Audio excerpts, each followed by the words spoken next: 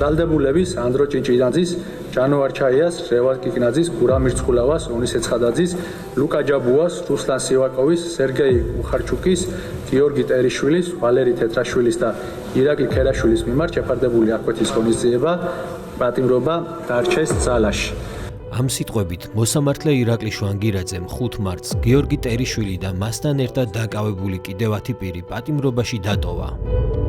სამსახურის სახლი და ის აღამოთიყო აქეთ მიტინგებზე გამოდიოდა ხოლმე და ვალდებულიც იყო რომ უნდა გამოსულიყო. ნამდვილად უნდა ყოფილიყო აქ თავისი ძმის სისხლისა და სიცოცხლის ფასად შეწურილ საქართველოსთვის უნდა დაიცვას გიორგიმ ნამდვილად ის ევროპული მომავალი, რასაც შეეწირა იმისი ძმა.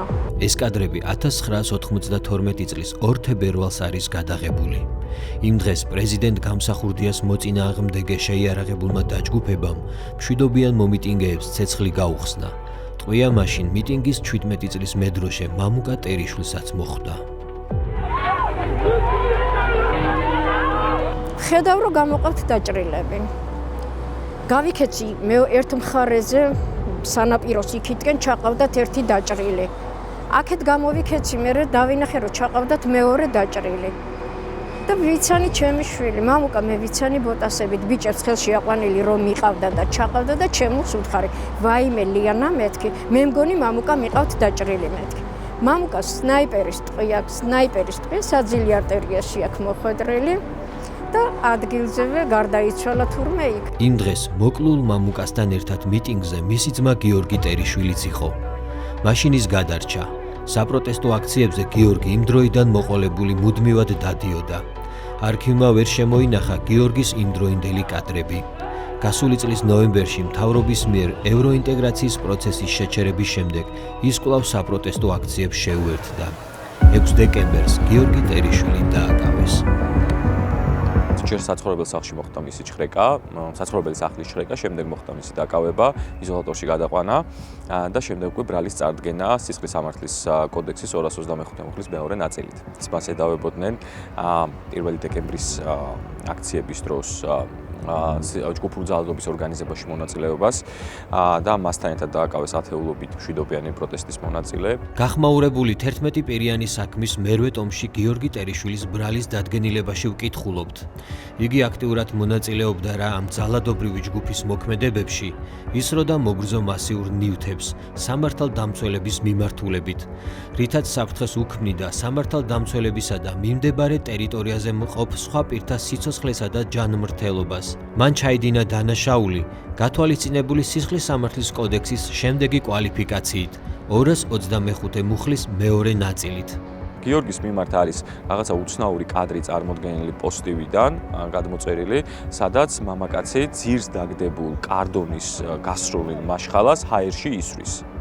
და ამაზე გვეუბნებიან, რომ ეს არის გიორგი ერიშვილი და მან ჰაერში ისროლა ძირს დაგდებული უკვე გასროლილი მაშხალა, რომელიც შეუძლებელია, რომ ვინმეს მოხვედროდა, ან ვინმეს დაზიანება მიყენებოდა. გიორგი ტერიშვილის საქმეში არსებული ვიდეო მტკიცებულება 1 წუთი და 36 წამია. 42 წამზე მამაკაცი იღებს ძირს დავარდნილ ნივთს და ჰაერში ისვრის. კადრში არ ჩანს რა მიმართულებით მიდის გასროლილი ნივთი და ხვდება თუ არა ვინმეს. არც ერთი პოლიციელი არ წერს, რომ გასროლილი მაშხალის კორდონი მომხვდა.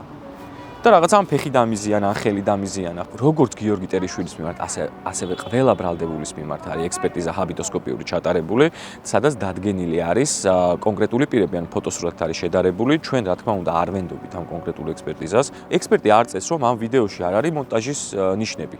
ან გარკვევადია რაღაცა არის თუ არა ამ ვიდეოში მონტაჟი. შესაბამისად, ჩვენ სისხლის სამართლის საქმეზე გვაქვს ერთი ვიდეო, ამ ვიდეოზე არსებული ჰაბიტოსკოპიური ექსპერტიზა, რომ ეს არის გიორგი ერიშვილი, თუმცა კიდევ ერთხელ ის უტყუარობის სტანდარტს ეს ვერ ადასტურებს. 53 წლის გიორგი ერიშვილი, 3 შვილის მამა და 2 შვილიშვილის ბაბუაა.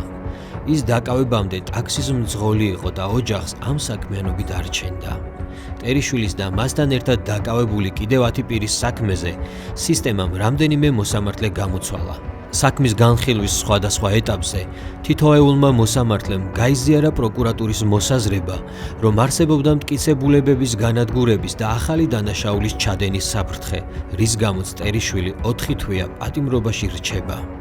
ისეთი იმედიანად არის, ის უფრო იმედიანად არის, ის უფრო მხრეთ არის, რომ მივედი პირველად რომ ნახე და მე რო ტირილი დავიწყე, იცინო და რა გატირებსო, რისთვის ტირი ხარ ვაკეთ მეუბნება, მაგრამ პირველად რო შევხვდი და ისე ვიტირებდი კი არა იქნებოდა და არაფერზე არ იტირო, არ ნერვიულო, მე კარგად ვარო. თქვენი არეთ მიტინგებზე არ გაჩერდეთო. მარტო იმას გვეუბნება, თქვენი არეთო. ყველაფერი კარგად იქნებაო.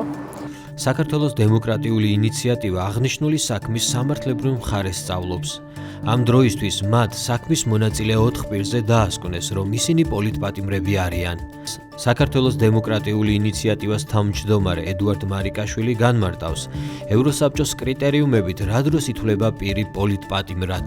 შესაძლოა რაღაც ქმედება იყოს ჩადენილი, მაგრამ ამის მიუხედავადაც კი თუ კი პატიმრობა არის დაკავშირებული აშკარად უსამართლო სამართალ წარმოებასთან, პირი შეიძლება ჩაითვალა დაარსებოს პოლიტიკური მოტივი, პირი შეიძლება ჩაითვალოს პოლიტიკურ პატიმრად. ადვოკატის მტკიცებით 11 პირიან საქმეზე პროკურატურამ ვერც ორგანიზატორების და ვერც ორგანიზებული ჯგუფის არსებობა და ასევე მათი შესაძლო კავშირი ვერ დაადგინა. შესაბამისად, არც ორგანიზებულ ჯგუფურ ძალადობაში მონაწილეობა იკვეთება. საქმის პროკურორმა ვახტანგ ცალუღელაშვილმა სასამართლოზე ასეთი განმარტება გააკეთა. ასეთ შემთხვევაში კვალიფიკაციისათვის არსებითი მნიშვნელობა აღარ აქვს. ჯგუფურ ძალადობაში მონაწილე პირები მანამდე იცნობდნენ თუ არა ერთმანეთს.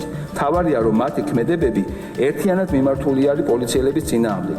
ტერიშვილის საქმე სასამართლოში არსებითი განხილვების ეტაპზეა. ბრალდება 4-დან 6 წლამდე თავისუფლების აღკვეთას ითვალისწინებს. არის თუ არა პოლიტიკური პატიმარი ტერიშვილი და მუყაოს ნივთის ჰაერში სროლის გამო სისხლის სამართლის მუხლით უნდა იყოს თუ არა დაკავებული, ამ კითხვებზე პროკურატურამ არ გვიპასუხა. ამ ადამიანების მიმართ ხორციელდება სისხლის სამართლებრივი დევნა მხოლოდ იმიტომ, რომ კონდეს სუსხავი ეფექტი სხვა მოქალაქეებისათვის, რომ თუ ისინი მშვიდობიან პროტესტში მიიღებენ მონაწილეობას, ისინი აუცილებლად იქნებიან მრავალი წლით თავისუფლება აღკვეთილები. თუ დამნაშავეები არიან, კი ბატონო, თუ დამნაშავეები, მაგრამ თუ სამშობლო სიყვარული დანაშაული, ესენი ხო ამის გულისთვის ისჯებიან. სამშობლო სიყვარულისთვის და იცავენ თავი ამ ქვეყნის ევროპულ მომავალს, ხო?